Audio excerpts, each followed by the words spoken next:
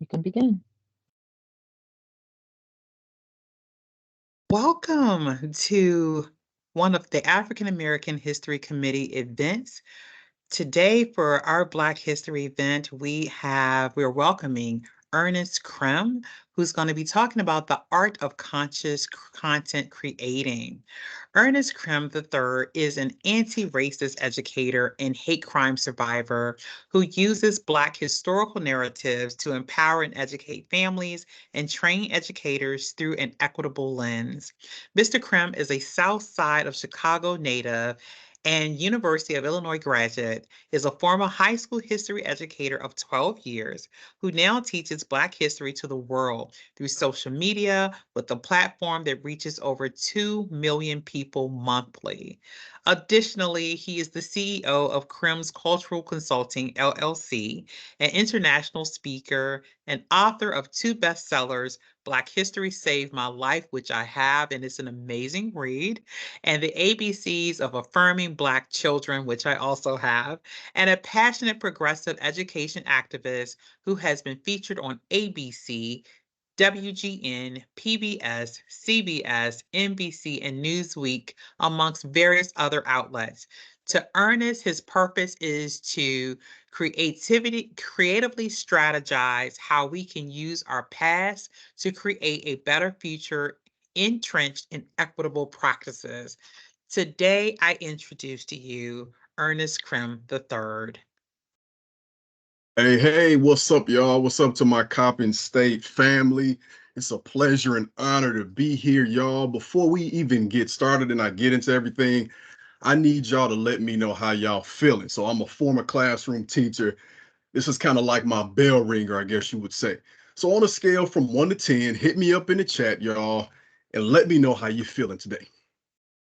On a scale from 1 to 10, hit me up in the chat and let me know how you're feeling.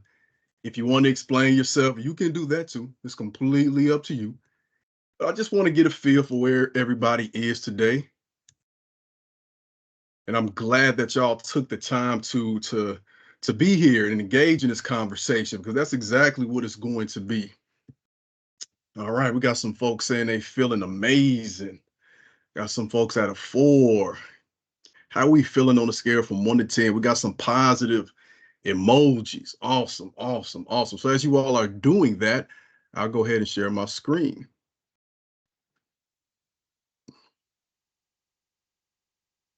So the art of conscious content creating, or in other words, how our history taught me to create conscious content. And I love this because this will be the first time I'm explicitly talking about how my content is actually art. And we don't often think of that, but at the moment that we pick up a phone and create something and put it out to the world, and we do it from our own vantage point, we are actually creating art. So that's something that we're going to delve deep in today. But before that, I have to read a quote from one of my favorite historical figures ever. Shout out to James Baldwin. If James Baldwin is one of your favorites, you can go ahead and put a JB in the chat.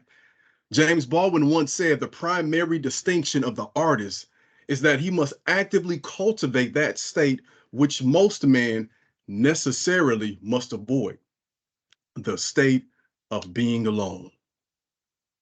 Let's let that marinate for a second. James Baldwin again said the primary distinction of the artist is that he must actively cultivate that state which most men necessarily must avoid, the state of being alone.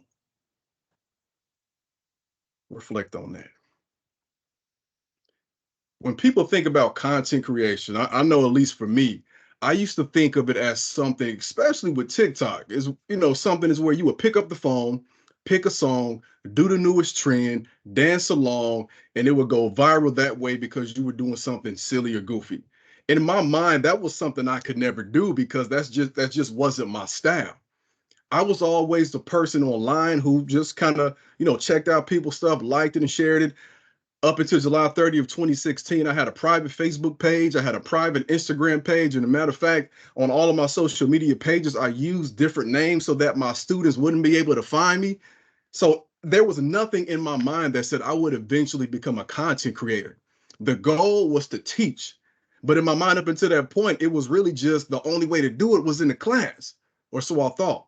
See, my first piece of content was not a viral trend. My first piece of content was not me engaging in some TikTok filter or game, or dancing or doing something silly on Vine, if y'all remember Vine, or even doing something on Snapchat. My first piece of content came from an unexpected source. It came from July 30th, 2016, when me and my wife, who both educators, were 2 weeks away from going back to work. Summer's almost over. So as an educator, we knew when it hit August 1st, we had to get our mind back in that mind frame, back to school, shopping, lesson planning, all of that. So when we went to this event on the south side of Chicago, the South Shore Cultural Center, a day party, we wanted to enjoy ourselves. But I did not say when I go to this event, I'm gonna record some stuff, I'm gonna create some content, I'm gonna post it online, and we're gonna go viral. Nah. Matter of fact, the thing on my mind outside of having a good time before we went back to school was Black Lives Matter. Because July 30th, 2016, we are in the midst of that movement. I like to say there were maybe like two different waves before 2020. It was, of course, Trayvon Martin's murder, and his birthday, ironically, would be today. There was Mike Brown's murder. These deaths caused us to rise up in cities across the country to the point where we were screaming out Black Lives Matter, hoping that somebody could hear our cries. That year in July, before this event, we also had the verdict of Sandra Bland, who mysteriously was hanging in the jail cell. That was the month. That was the summer they said that there was no foul play, supposedly. That was the month where Philando Castile was murdered by an officer on Facebook Live. That was also the month where Alton Sterling was killed on camera as well while selling bootleg CDs in Baton Rouge, Louisiana. So I'm there to have fun, but in the back of my mind, I'm thinking of those brothers and sisters. And I'm on alert because I don't want to be another statistic. So towards the end of this event, while we're having a great time and we're escaping from the reality of what it means to be Black in this country, because that event was actually a majority Black event. The music was relatable, the food was relatable, it was chill. As we began to head out towards the end, we decided to leave a little bit early so that we can try to beat the traffic back home, because we live in a town 45 minutes away, and no matter what time of the day you're driving in Chicago, there's always traffic. I know some of y'all can relate. I noticed something as we were walking out. There was a beanbag game that was open. Beanbag game is called cornhole. I didn't know at the time because I didn't never really play the game, but I would always see the game, but just never had the opportunity to engage in it. I tell my wife, yo, let's go over there and play the game just for a few minutes before we leave. Depending on how you look at the rest of the story, that was the best or worst decision of my life. We go over there and notice that the game is open. At least one of them is out of three, but there's only one beanbag for that particular station. And that's a problem. If you ever play cornhole, you're throwing a beanbag into the box, and oftentimes you'll miss by a wide margin. And you don't want to be running back and forth to get the bags. We noticed a group next to us, two Black, two white. They had a whole bunch of bean bags. So we're thinking, okay, maybe they'll see us asking for these bags and they'll offer it to us. That didn't happen. But what did happen was one person playing in that group threw one of their bean bags extremely far. And me and my wife were looking, wondering if they were going to grab the bag. We let some time pass. It seemed like an eternity, and nobody went to grab it. So my wife's like, okay, well, bet. At least we got two. We'll add one, we'll have two. When she grabbed that bag, it was like all hell broke loose, y'all. There was a white woman in that group who ran up to us as soon as my wife grabbed the bag, as if we stole some money from her purse, as if we had taken something valuable from her, as if we had broken into her home as she was approaching her home and saw us red-handed. She began to scream at us. Mind you, I said two Black, two white people there. She began screaming at us.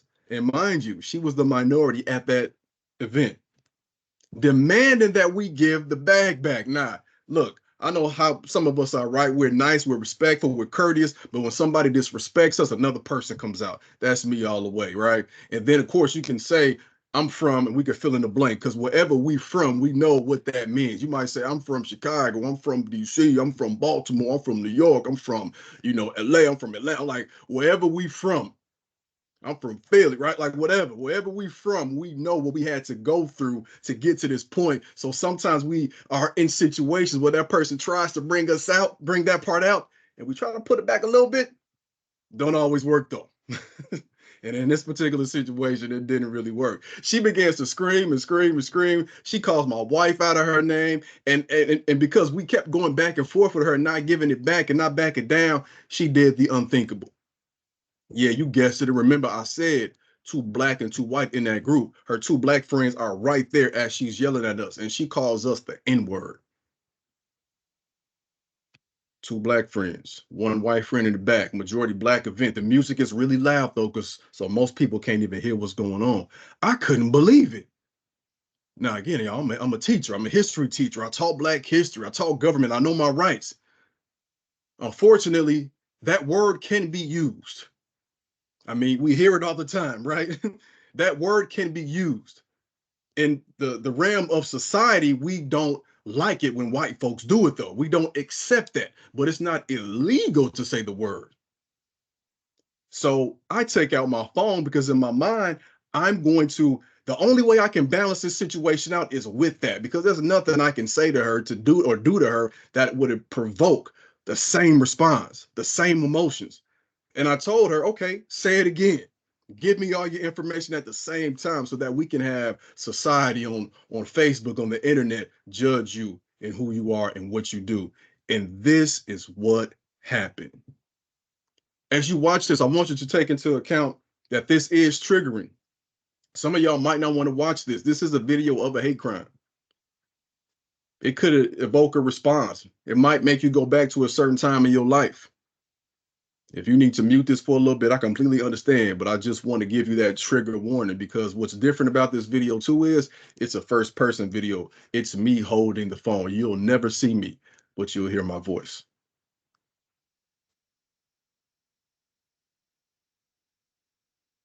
What you call me? Say it again.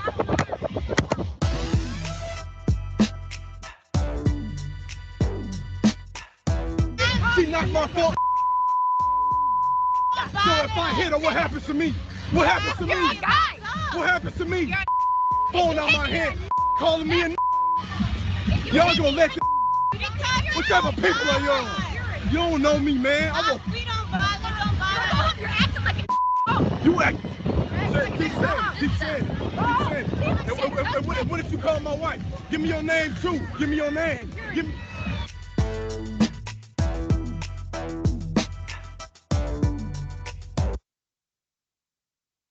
All right, all right. So that's a lot in just 50 seconds right there. And that was the edited version, of course. There's the unedited version is online, but that's the edited version. So if you felt a certain way from that, just imagine. So I want you to take a moment though. Take a moment to pause. Take a moment to breathe. And take a moment to think. What do you think you would do in that situation is my question to you.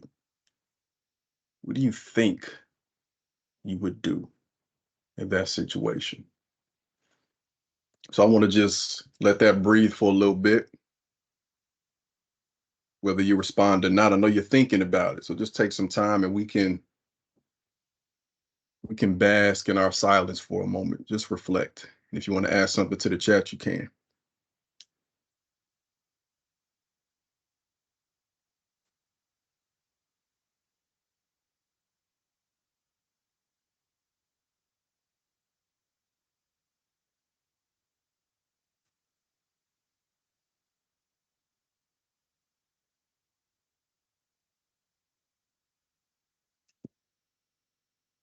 All right. So what you saw right there, as I said previously, that was literally the first piece of content I created as a content creator.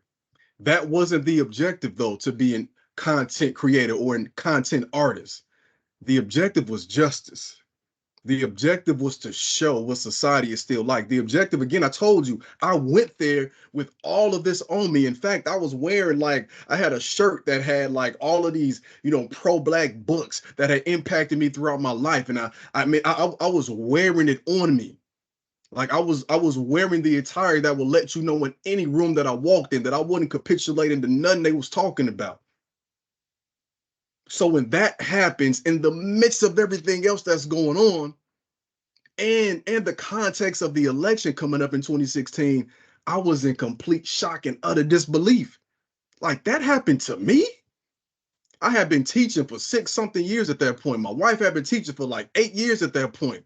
We had 2 kids at that point. We were engaged in our school community, mentoring kids, throwing events for them, taking them on field trips, doing everything we could to do our part to make the world a better place.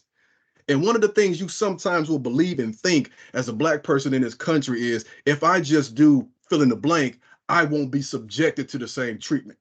Even though I had committed my life to educating our kids on that, I felt like I would just be subjected to the systemic stuff. I would go to protests, I would do all of that. But I felt because I didn't bother anybody that they wouldn't bother me. But we have to understand, y'all, that our history in this country, whether you are African American or whether you are straight from Africa right now, our history is we're minding our business. And someone who subscribes to racist ideology comes and bothers us. That's what it has been time and time again.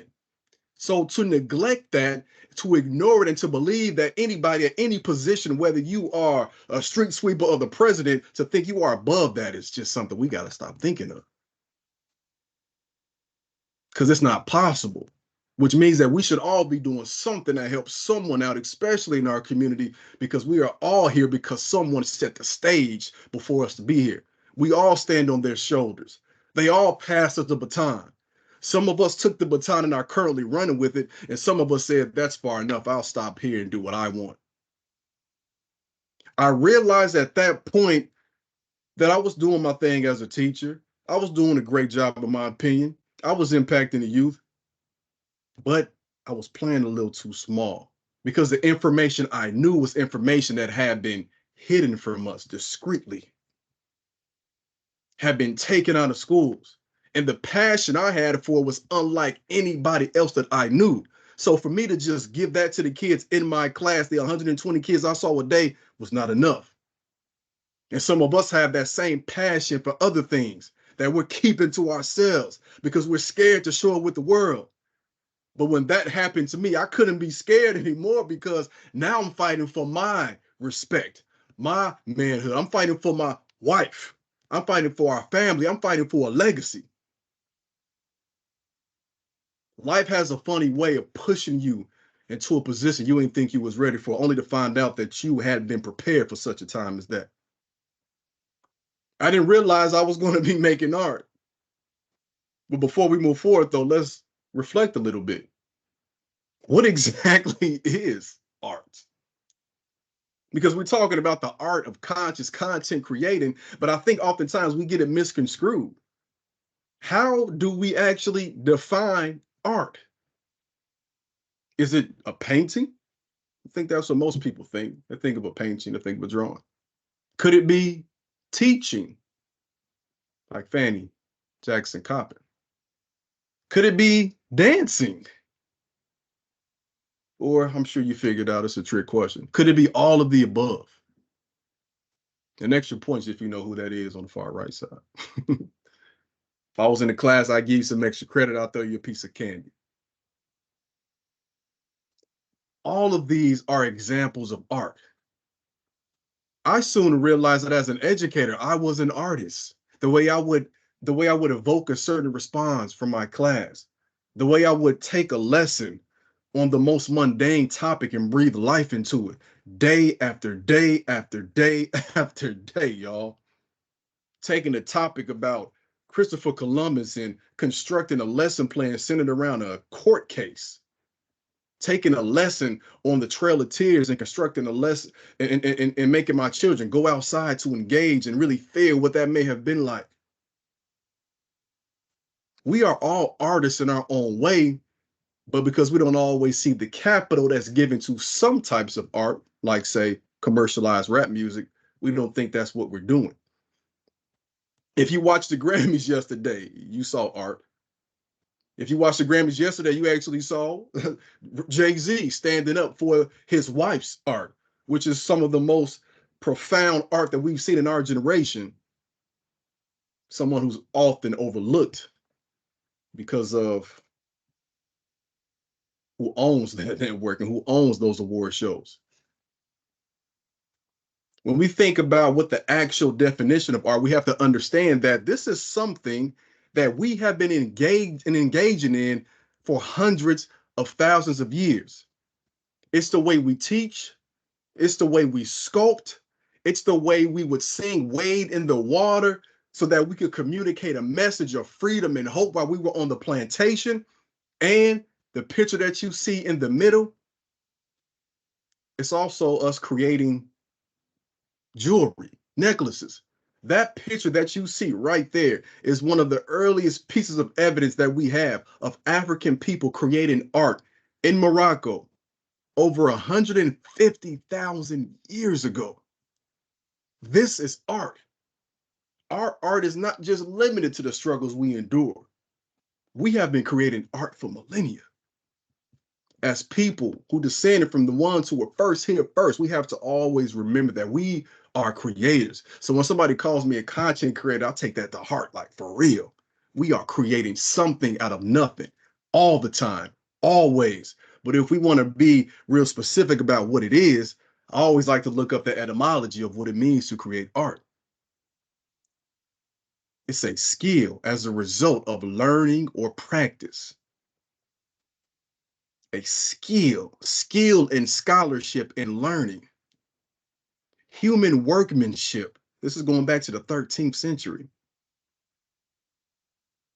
To be talented in something, a skill you require from practice, the art of being successful at your school, the art of writing the perfect paper, the art of getting that 4.0.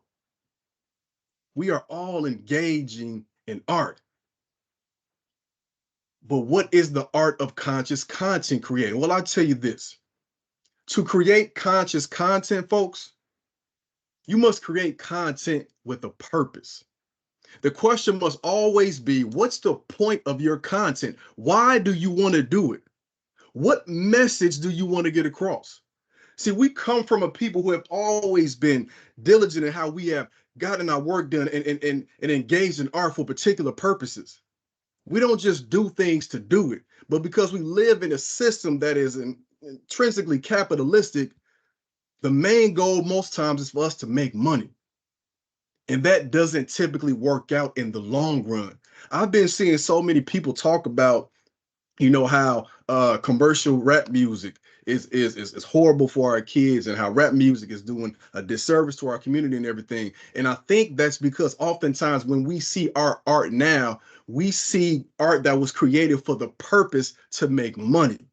And that's not to say that you shouldn't be compensated for your art, but art that derives from the purpose of making money or to receive capital will be fleeting. It won't last. It won't make that connection. We are soulful people, right? Soul food, soul music, right? Like we put our spirit, we put our soul, our whole being into things. When your parents or grandparents are making that meal that you love, that's art. They want to see that smile on your face. They want to nourish you, and they ain't looking at the measurements.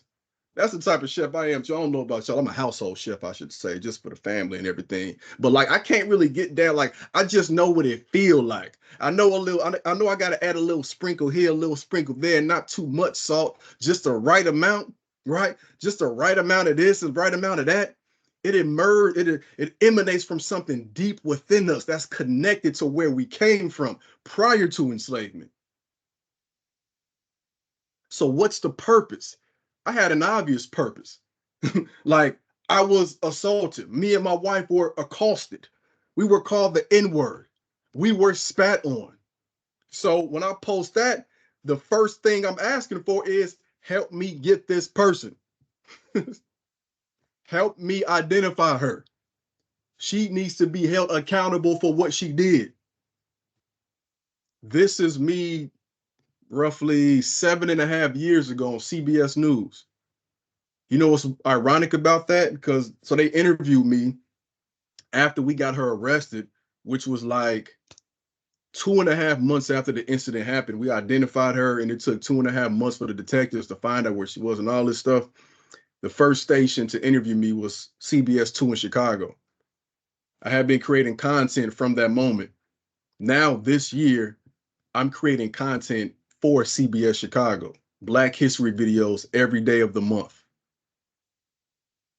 That was the thing that pushed me over the edge, and I didn't stop. The purpose, y'all, the purpose was selfish at first. Justice for me and my wife. But I knew through that situation, it would be an example for everybody else. Just the process of going through it. Because after I posted that first video, my page is taken down, right? Somebody reported my Facebook page for having a fake name because I had my name changed, right? I told y'all as a classroom teacher, I had a different name. So I made a public figure page and I started recording videos to communicate how I felt, to give people updates, and to react to current issues that were relative to mine. Because that was the same summer. Matter of fact, a couple weeks after that, Kaepernick took a knee. Kaepernick is now someone I work with, someone whose events I speak at, because the content kept going. The purpose was justice for me, and then the purpose became justice for us, which starts with education. It's no coincidence that that same school year when I went back to work, a colleague and I, we started a Black student union for our kids for the first time in that school's history in Joliet, Illinois. It had never been done. Because I said, if that happened to me when I'm in my late 20s, what's going on with these kids in their late teens and early teens? Are they dealing with this? And I found out that, yes, of course they are. Of course they are. Fast forward like 4.5, 5 years, I started creating TikToks. In 2021, boom, they blow up. Never expected it. My platform grows, and I say, you know what? I got to do the exact same thing on this platform that I did for myself when I posted that first piece of content. And what was that? I got to fight for justice for us. There was a young lady named Jazz Evans who had just graduated from another school in the district I taught at, because I was still teaching at this time. She went to Quincy, Illinois on a basketball scholarship at a majority white school in a majority white town in Western Illinois. She went to a bar or a club with her friends, and she was one of the only Black folks at this bar or club, and she was beaten severely by the owner of the club, this large white man who I can only honestly say looked like a combination of Stone Cold Steve Austin and Brock Lesnar. Dude was big. When I saw that story, normally I would post it on my Instagram, Facebook, and I had a decent following, maybe 4,000 or 5,000 on those platforms, but on TikTok, stuff was blowing up. I said, I gotta post that here too. Thing went viral when I posted what happened to her. And I called for justice. Call the police department, get this dude. What happens after? Because of that purpose, they got him. There are several other cases like that, but I was driven by the same desire I had when I was in college, when I found that I loved Black history. Because when I was at U of I went down to this school and I almost flunked out because after my first semester, I just wasn't really interested in the content, the information. I majored in psychology. Some of y'all maybe can relate, but I did it just because I had to major in something. I don't really know nothing about it. I thought it might be interesting. Lo and behold, grades plummeted, had a 1.42. Next semester, I said, let me take a Black history course. I fell in love and I ain't looked back. That was 2006, y'all. We talking almost 20 years later at this point. And I have the same love and passion because it opened my mind to why our situations are the way they are. It opens your mind to why exactly you would even need a HBCU. It opens up your mind to understand and see that the Black history censoring and bans that we see today are not new. And in fact, they're just a continuation of a legacy of so-called white supremacy. and made me understand that, again, that baton that was passed to me, I needed to then start running forward with it so that I could help the next generation out and pass it over to them and do as much as I could in the meantime. What's the purpose you are creating content for? And if you're not a content creator, that's fine. Are you supporting people who are creating content with a purpose? You don't even have to be on camera. You can create videos that are narrations, that are just text on the screen, that are just pictures. What's the purpose for what you're doing? Why are you creating your art? And it doesn't always have to be something like this. It could be expression. It don't always have to be about this form of racism. But there are some people I follow, like Dr. Raquel Martin, who does a great job of using her platform and background as a therapist to actually teach people. Growing up, I ain't know nothing about Black therapists or even therapy at all. The first time I saw a therapist was 2017 as I was dealing with this trial. She's dropping gems. The purpose is to be an advocate for the Black community, and she's very specific about that because the trauma that we deal with is different from anybody else. That racial trauma, that PTSD that's passed down. She speaks to that. And y'all, we getting those videos for free. There's Rochelle T. Park, someone who I also know personally, who is using her platform to educate people on how to eat healthy in real practical terms. She's going to grocery stores and showing people how to make the proper decisions when they want to eat a healthy life. That purpose for her is her husband almost died. She had always been somewhat fit. Her husband wasn't buying into it, almost died, and she put him on her diet, the diet she had been advocating for, and saved his life. What's the purpose? This is helping us out whether we know it or not. We have health disparities. We have mental health issues. We have a lack of justice in our so-called justice system. And then, of course, there's Keith Lee. And if you know Keith Lee, you can put a KL in the chat. A lot of y'all might know Keith Lee. Brother got 16 million followers on TikTok, about another million on Instagram. The brother's doing it big. What's the purpose? He got on there intentionally to say, I have social anxiety and I want to be more comfortable as an MMA fighter when I give interviews. That was the intention. Then he started chronicling how he would cook meals for his wife when she was pregnant and he would provide reviews. And as that blew up, the purpose became, let me help out small businesses. If you watch any of his videos, you understand that he does not go there and charge them. I've been paid by companies that will send me to restaurants to highlight their food and to highlight a Black-owned establishment. I get paid by companies to create content and so on and so forth. This brother is going to places voluntarily, spending his own money and giving people $4,000 tips that they don't always use correctly, if y'all been following that. He's invested in people. Now, he's making money on the back end from different companies, but the purpose is to help out the small business owner, especially Black-owned establishment. When you create with a purpose, you'll never stop. There is no retirement. That's what I realized when I was an educator myself. Like I felt like I can't see myself doing this for like 35 years necessarily in the classroom, but I'm gonna be teaching until the day I'm gone. I'm recovering now from an Achilles tendon rupture. I flew out to Miami to speak while recovering from surgery. As long as I can sit down and still talk, I'm speaking somewhere. I'm teaching somewhere. That purpose is within me. Unfortunately or fortunately, that was the thing that pushed me over the edge to take it a step further. What's the purpose of your content? We are able to tell if you're doing it for a reason or if you're doing it for views. Do we support those people or do we find somebody else? Keith Lee has 16 million followers because he's the person we need to be rich and famous. He's the person, he's the right one to make famous. He seems like a good person. We relate to that. A regular dude providing real and authentic reviews is on and we love it. You don't have to be out there fighting for the same stuff I'm fighting. You don't have to be a therapist. You don't have to be a health guru. You could just love food. What's the purpose?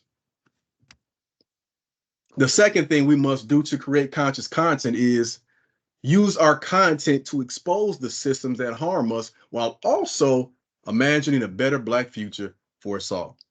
I want to show y'all a quick clip of a viral TikTok of mine from about a year and a half ago. And then I want to reflect on how this exposes systems that harm us.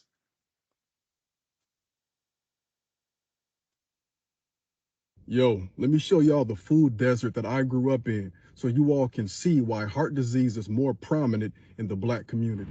All right, y'all, we in my old neighborhood right off 128th and Halsted in the West Pullman neighborhood on the far south side of Chicago, and this place is a certified food desert. You don't believe me? Well, check this out. See this spot right here? It says we never close, and it used to be a food and liquor corner store as well as a laundromat. Not quite so much anymore. Now check this spot out. A huge empty vacant lot.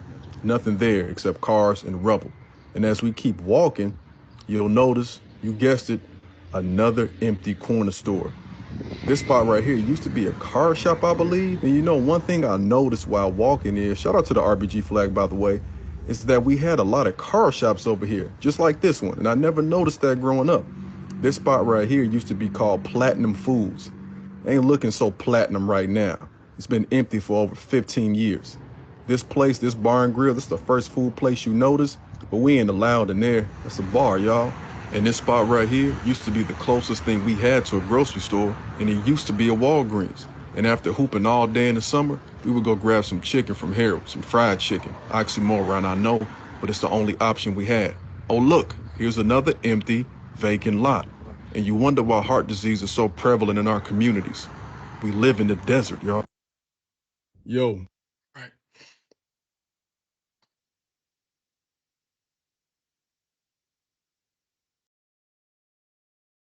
All right. So before I go back to my screen, I just want to, kind of reflect on that. So in that video right there, you saw me showing my old neighborhood, which to me in a lot of ways is actually in worse condition than from when I was growing up in the 90s and the early 2000s. That piece of content right there was viewed, off the top of my head, I think it might have been like 700 some thousand times. From that, I was able to connect with people in Chicago who are doing things to help out food deserts, right? So oftentimes we see something wrong in our neighborhoods, or we see something wrong with what we're living under or what we've experienced, but oftentimes we might be a little too timid to share. I realized from that something I thought was just really small, me going back to my old neighborhood, that a lot of folks can resonate to the things that we see with our eyes or a third eye that we are sometimes scared to share. It's that thing that you feel most hesitant about that the world most needs to hear, if that makes sense. The reason why I'm able to share so much is, for one, I haven't stopped learning. I love learning. I love reading. I love documentaries. I love like learning our history because to me it's the greatest, best kept secret in the world. But I always get those aha moments. And when I get those aha moments as someone who does this for a living, I know that this is going to be the same thing for somebody else, so I share it. I know for sure that there are people on this call right now, people who are watching the replay that have seen things like that growing up, that see things right now, wherever they are, but they're hesitant because there's fear. On the other side of that is an opportunity to help change the world where we are. I'm not talking about this superhero type view. I'm talking about we start where we are. There are people who will suffer because of our silence. Let me say that again. There are people who will suffer because of our unwillingness to get loud, because of our silence. So with that video right there, let me share my screen again. All right. All right. We expose these systems. And what exactly is the system? See, look, y'all, I grew up again on the far south side of Chicago. And what I didn't realize until I got older was that this was what they called a red line community. Give me a R rail in the chat if you can relate to that. AKA, you grew up in the hood or the ghetto is what people would say. My first time being exposed to this difference, though, was when I was bused to an all-white neighborhood on the south side of Chicago for elementary school. I was a part of a busing program in the 90s. And just to show you that things don't just naturally get better with time. That same school district, which was in Chicago on the far southwest side, they no longer have that busing program. They didn't want Black kids coming from my neighborhood to go to their school anymore, but they had it in the 80s and the 90s. And matter of fact, their school did not even integrate until 1968. This is 14 years after Brown versus Board of Education. The schools in my neighborhood, you probably wouldn't be surprised to know, the elementary schools anyway, did not have a lot of resources. So I'm going to this school every day from age 6 to like age 13, and I'm seeing these things. I'm noticing like, wait, my neighborhood looks like this, but their neighborhood looks like that. Like, we talking the southwest side of Chicago, their neighborhood got a pretty little Mount Greenwood sign. And as you can see, this is a pretty recent picture. They still got their Walgreens in the back. But my neighborhood, the Walgreens, which had some of the, some of the options we would have for food access, is gone. It's a dollar store. And that's often the case around the country now. The Walgreens closed, the dollar store pops up. The grocery store closes, nothing pops up. How do you survive in a situation like that?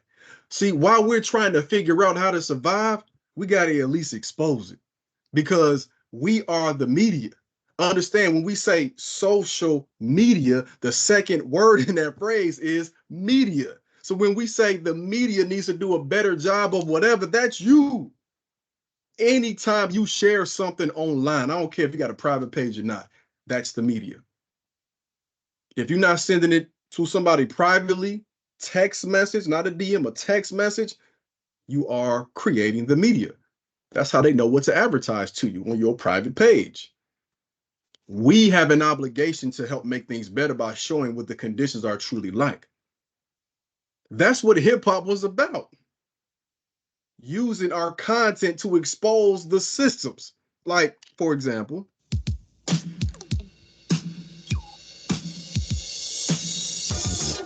if you ever heard this song before, give me an HH in the chat, hip hop.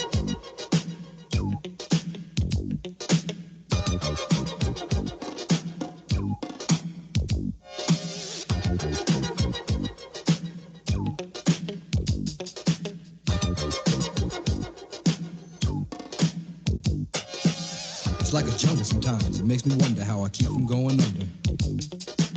It's like a jungle sometimes. It makes me wonder how I keep from going under.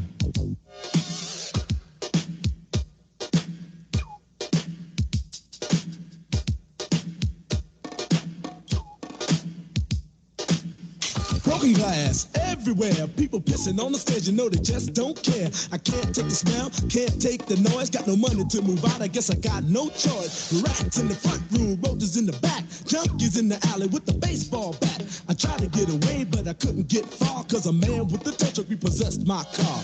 Don't push me, cause I'm close to the edge. I'm trying not to lose my head.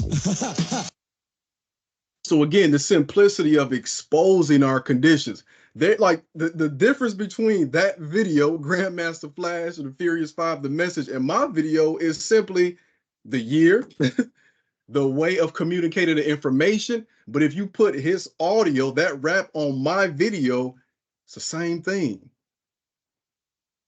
Like, we're not screaming out loud enough. The fact that that neighborhood that I grew up in looks similar to the neighborhood that I taught in Joliet, 45 minutes away, and looks similar to neighborhoods in Baltimore, in DC, in Philly, in New York, in Indianapolis, in Detroit, in Atlanta, in Miami, in Orlando, in Los Angeles, in Compton, in Seattle, in Portland. I recently spoke to an audience in Portland. Guess what they have out there in Portland, where the state population in Oregon for Black folks is 4%. They got red line communities. They got the hood there still.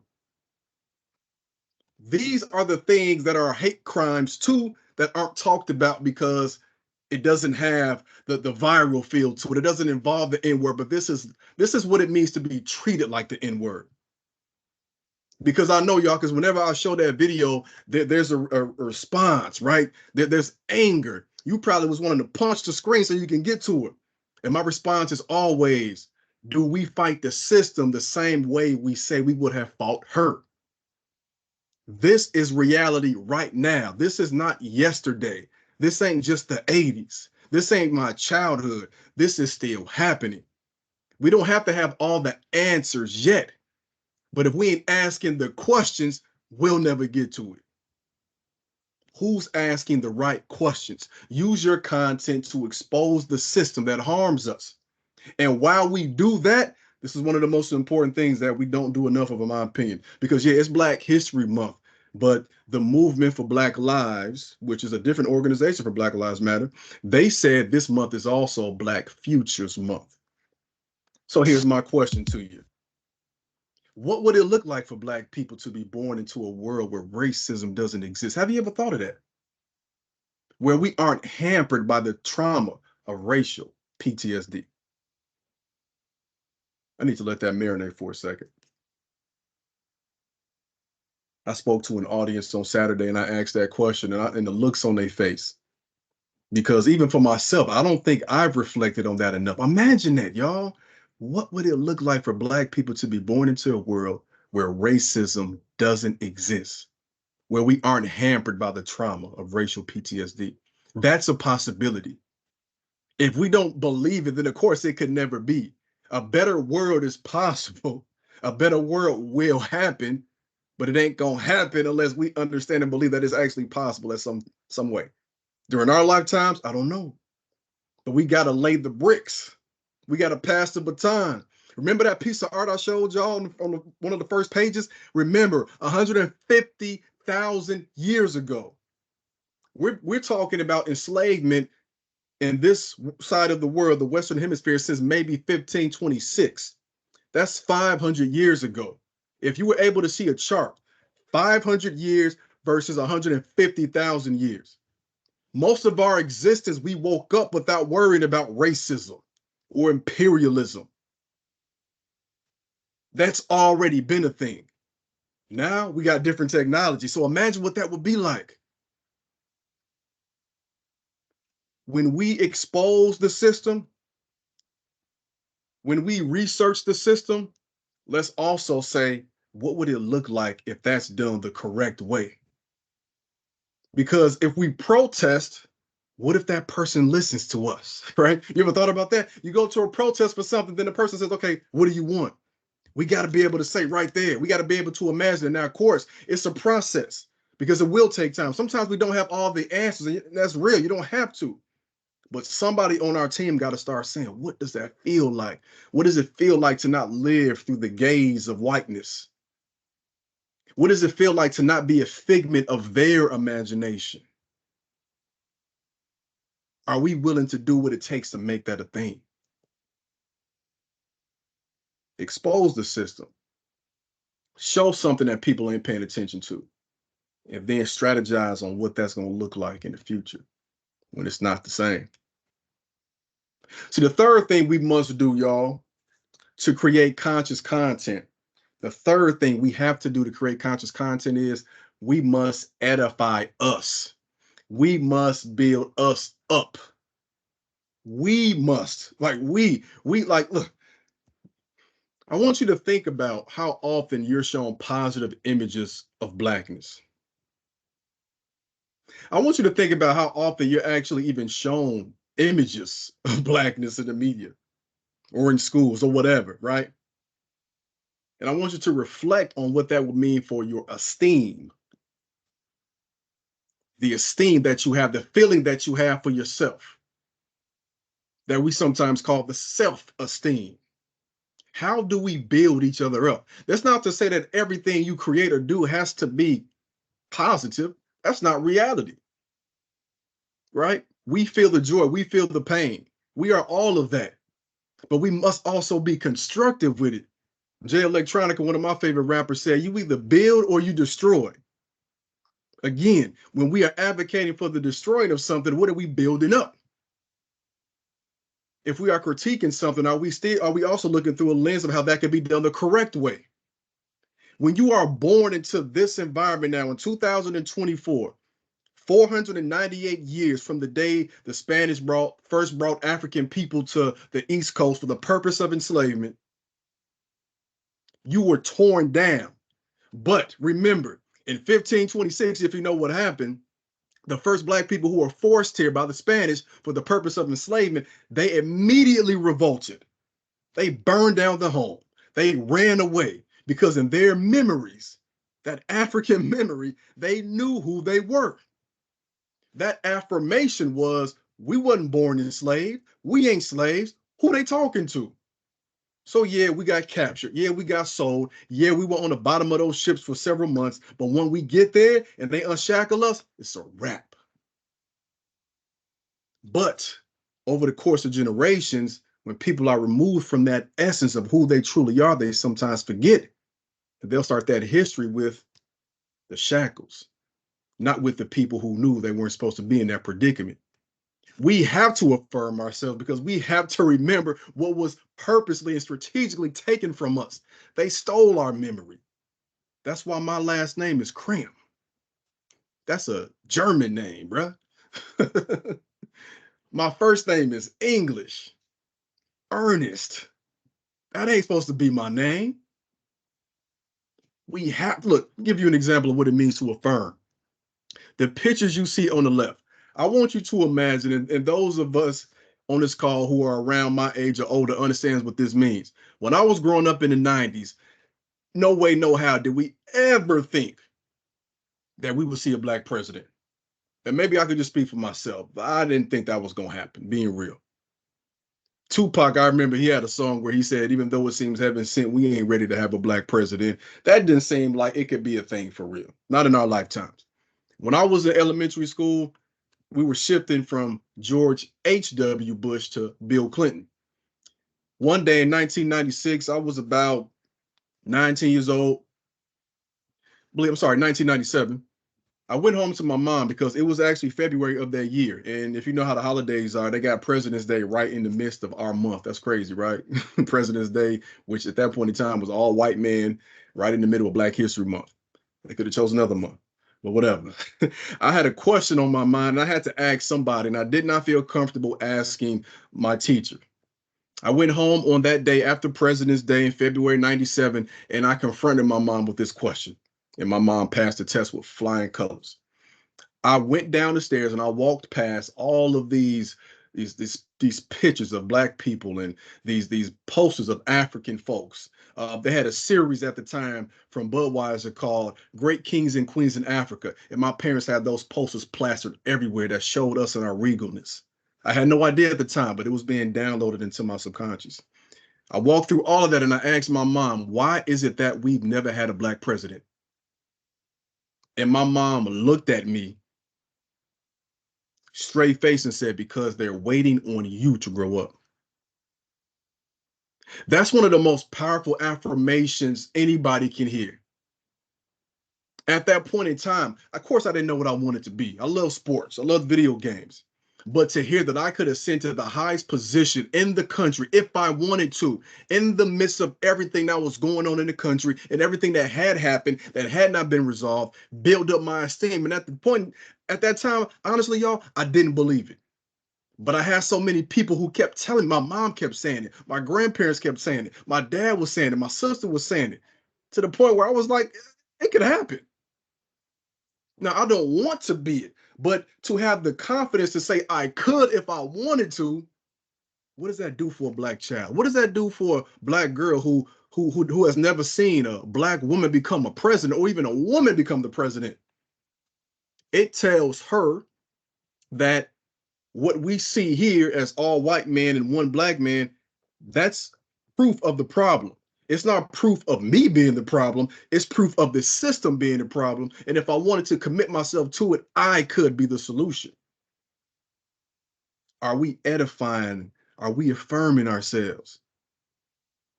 Aniko, if you follow her, she's another person on social media who has a large following spreading positivity. She has a music career. She's a full-time artist now because she would harmonize affirmations like this. This was her first viral one.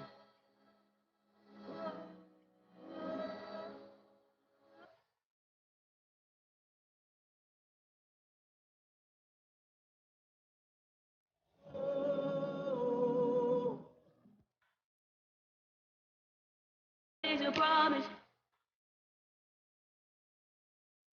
Honest, My haters won't always be nameless. Sooner than later, I will be ours. Just a brief little snippet right there, but like her voice, the affirmations, and all of her songs are like that. They are empowering. When I listen to those songs, I feel that soul. I feel the same soul, that same weight in the water. I feel edified to do something with my day. She used her platform as a content creator to create that for people. And now she tours around the country, probably around the world, singing these songs of positivity in a world that's hampered with negativity. Use your content to build us up or follow people who build you up. You know what it feels like to scroll past something that makes your soul ache and tremble. That does something to your psyche. So in closing, y'all, I want us to understand this. Creating conscious content is us creating the media that we say we need and want. Because I took that step to boldly place that online and put myself in a vulnerable position, I got what I believe is some form of justice in that situation. There's never truly justice, in my opinion, in the system we live in, but it showed me that I could complete that task. You never truly see a story online like this where there's a black man or a black couple and a white woman on the other side, and they're not in the jumpsuit. They don't have the mugshot. That's what I fought for because I knew if I could do that, then I could push forward and advocate for all of us. I help families advocate for land reclamation, reparations. I help support Black-owned businesses. I help educate our community, all because I stepped out of my comfort zone in that situation, kind of by force. Now, I could have let it go, but I wouldn't have been able to live on myself. See, we are the media, y'all. Like I said before, we are the media.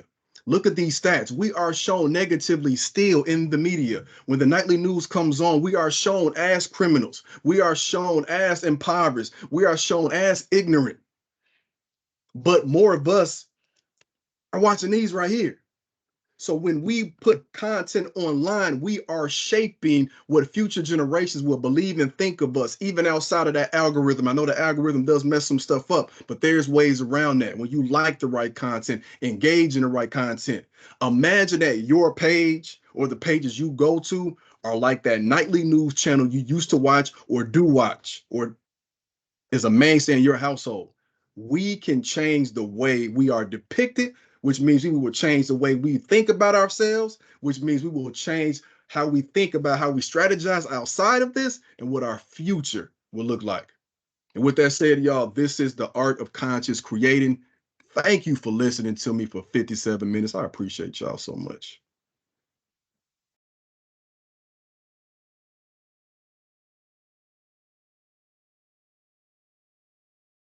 One time. Okay. I feel like I was talking too much. Thank you so much. I want to open up the floor. Did anybody have any questions? I definitely had a question. We just have a few more minutes that we can answer questions. And I heard you talk about being purposeful. Well, how can educators employ purposeful content creation to establish meaningful connections with their students while fostering like some level of engagement and enhancing the students' learning experiences? Ooh, that's a dissertation question, doctor. I would say I think that so I left the classroom in 2022, and whenever I would teach lessons or form like curriculum, I always thought about how I could take what I was forced to teach and translate it into my kids' method of learning or how they, the medium they prefer. And for me, it's as simple as understanding, for one, we're not going to win this battle with the phone. The phone has won.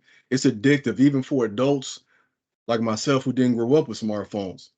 I think that we have to find ways, like what are the ways in which the technology and social media that they use has elements that are similar to skills we want them to have, right?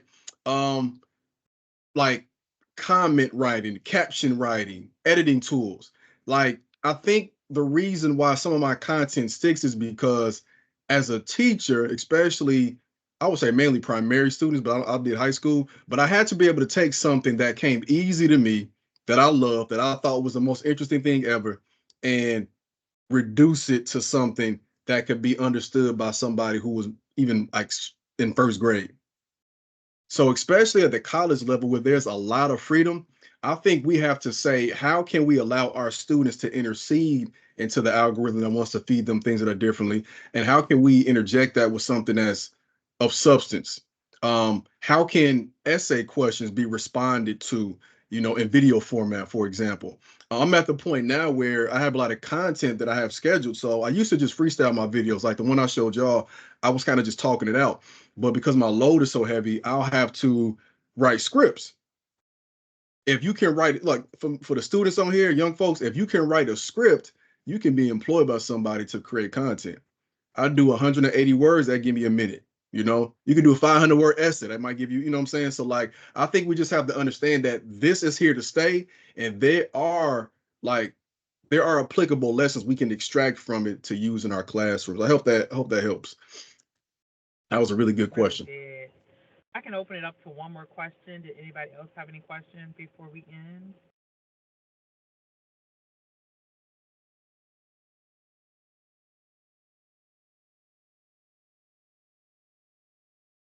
I don't see any hands raised at this point. And for anybody, I'm also available. I'll put my social media handle. I'm mainly on Instagram and TikTok, and I'll also put my email address if any other question arises. Not sure if I'm doing this correctly. Hope y'all can Thank you see this. so much. This was very helpful. Thank you. Thank you. Thanks for listening. All right. Thank you. And you all enjoy the rest of your evening. Thank you, Mr. Crum. Thank Thank you. you. Take care, y'all.